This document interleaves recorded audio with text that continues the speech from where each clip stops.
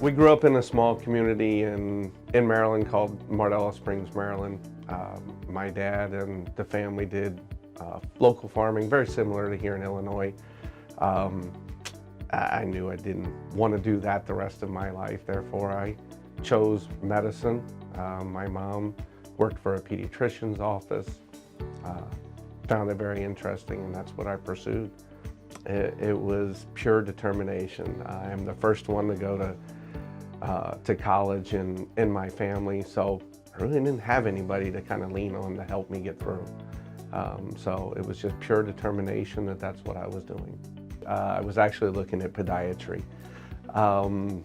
I had an interaction with a podiatrist due to my own dumbness and caused an infection of my toe, and he worked on it and thought it was the coolest thing I had seen. So in reality, I started out as wanting to be a podiatrist and then migrated from there to general surgery.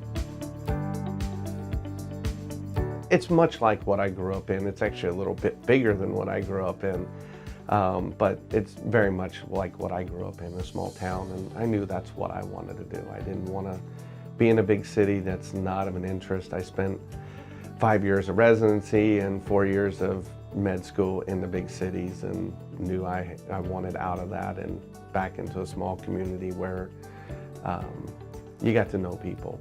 I spent 5 years in residency and couldn't tell you who my neighbors were, and that bothered me. 90% of everything I do is outpatient procedures today, which is a far cry from 20 years ago where everybody stayed in the hospital, but just about everything I do, with the exception of colon surgery, is outpatient surgery. The biggest thing is just sitting down with them. Sitting down with them, whether it's sitting on a bed, whether it's sitting in a chair next to them, and having a conversation.